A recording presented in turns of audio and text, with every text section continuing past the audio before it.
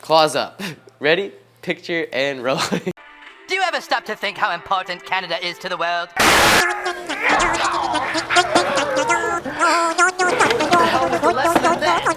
Hey! Micky Papa, and I'm from Vancouver. What's my Canadian story? Well, just like any Canadian, I was born in Canada. Grew up on skating and just like harsh winters, trying to make things happen, and just, you know, now I'm down here trying to do the same thing.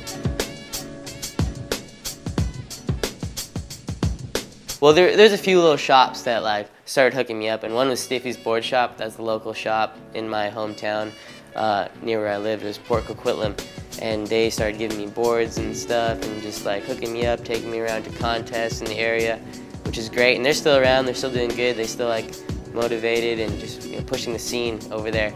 And then after that, I kind of moved up a little bit, and I got on Underworld Skate Shop, which was getting big in Canada. And they did a video called Yesterday's Future, and I just got on the team like maybe 2 months before that. They're like, you know what, if you film some stuff, you can have tricks in the video. And I was like, how long do I have? Like, you only have 2 months, so I don't know what you can do that. I was like, 2 months as a kid. I was like, that's forever. That's like 3 years now, you know? Like, so I was so hyped, and I filmed all this stuff. I went on a trip. I came down here with them.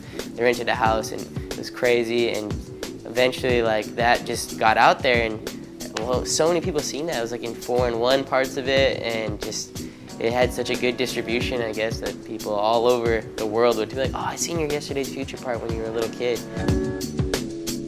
What brought me to California? I was just, you know, trying to pursue the whole skate dream. I was just like, you know what, if I want to make skating happen, I got to skate all year round instead of 8 months of rain and 4 months of summertime.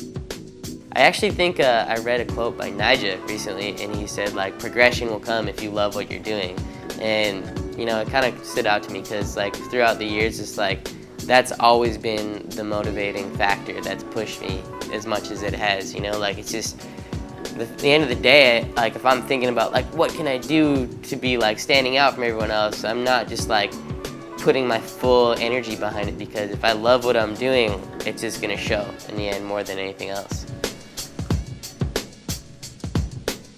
I've always looked up to Ryan, like him being like a little bit older and like just seeing him like all his progression and stuff. Like I always thought he was amazing, still do to this day. It's unreal.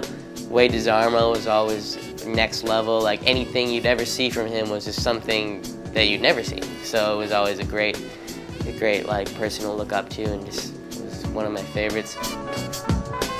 Probably a lot of my best memories were just kind of like when it all kind of started for me, you know, just skating the RDS indoor park was great because it was just, I would see people I'd seen videos, like the Dark Star video and like Mike Hastie and like the dudes from Battalion, and just like, it's like, oh my God, they're here at the park today, and just skating with guys that were coming up like Ryan and Scott and Magnus, and just those days were just like, I don't know, kind of unforgettable, I guess. I'd probably just like I'd like relive like one of the old RDS indoor days with like all the people that were always there, you know? So no real like dream session, like Superstar Pros or anything, just like one of the old days.